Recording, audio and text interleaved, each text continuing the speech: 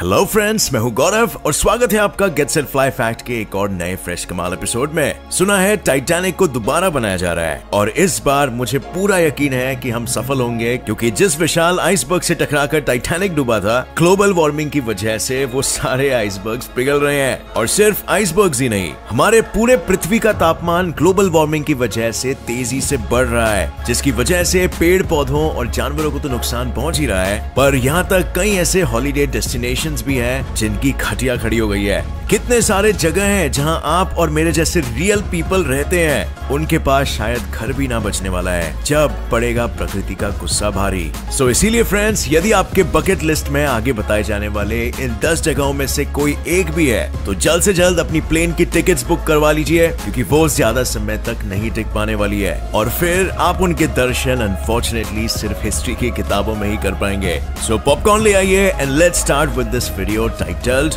10 places you should visit before they disappear from Earth. Number 10, Taj Mahal. Taj Mahal इस दुनिया के 7 अजूबों में से एक है और कहा जाता है कि कोई इसकी एक झलक भी अगर देख ले तो वो उसकी सुंदरता से प्रभावित हो जाता है और बावला हो जाता है। ताजमहल देखने में तो व्हाइट मार्बल का बना हुआ है, पर इसके भी कई रंग हैं। सनराइज के समय इसका रंग गुलाबी सा हो जाता है और जब रात में चांद की रोशनी पड़ती है तो यही अजूबा सुनहरा दिखाई पड़ता है। पर कुछ सालों से इसका यही रंग मुरझाने लगा है और ब्राउनिश येलो सा कलर दिखाई देने लगा है, जो हम भारतीयों के लिए बहुत ही चिंताजनक बात है। साइंटिस्ट ये चेंज कई सालों से ऑब्जर्व कर रहे हैं, पर शुरुआती सालों में उन्हें इसकी असली वजह नहीं मिल पा रही थी। बट अब हमें पता चल चुका है कि इसके पीछे क्या कारण है। ऐसा माना जाता है कि इसकी वजह है एयर पोल्यूशन, यानी वायु प्रदूषण। ताजमहल और उसके नजदीकी इलाकों में कई स्टडीज के बाद टिंट और ब्राउन सूट, जिन्हें हम ब्राउन कार्बन भी कहते हैं, उसके पार्टिकल्स मिले हैं, जो सिर्फ ताजमहल को ही नहीं बल्कि वहां रहने वाले लोगों के लिए भी काफी हानिकारक है।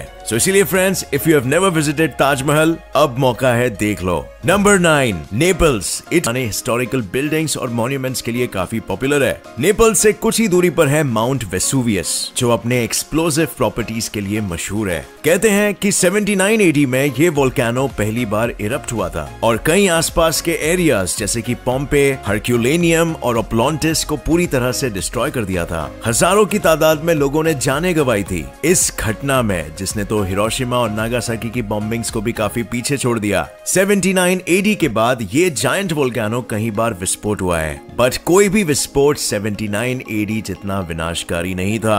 आखिरी बार ये विस्फोट 1944 में हुआ था और एक्सपर्ट्स मानते हैं कि अब की बार जब ये सोया राक्षस जागेगा तो तबाही 79 AD के विनाश से भी ज्यादा भयानक होगी। और इसीलिए फ्रेंड्स, अब भी मौका है, जाकर घुमाओ। Number 7, great wall of China.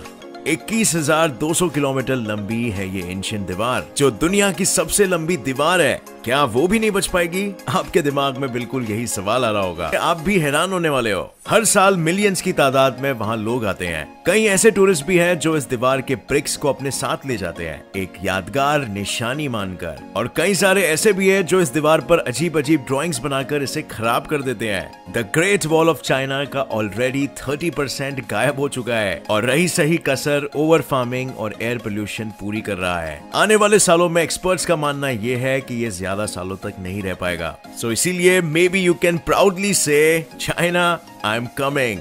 Number 6, दी मालदीव्स। हिंद महासागर में स्थित मालदीव्स हजार कोरल आइलैंड्स का कलेक्शन है। यहाँ के दिलकश बीचेस और ब्लू लगून्स इसे इस दुनिया का सबसे पसंदीदा हॉलिडे डेस्टिनेशन बनाते हैं। टूरिस्ट का कहना है कि वहाँ आकर उन्हें सुकून सा मिलता है अपनी कभी न रुकने वाली दौड़ से। लेकिन अनफॉर्चुनेटली एक्सपर्ट्स कहते हैं इसका मुख्य कारण है बढ़ता ग्लोबल वार्मिंग। यहाँ राइजिंग सी लेवल का मतलब खतरा, यहाँ के टूरिस्टों के लिए भी और साथ ही साथ यहाँ के रहने वाले लोगों को भी। ये कंट्री सिर्फ 3.3 फीट सी लेवल के ऊपर है और कुछ सालों में से 3.5 mm पर ईयर से सी लेवल बढ़ रहा है, लेकिन सुकून तो आपको मिलने से रहा। Number 5, the Great Barrier Reef, Australia.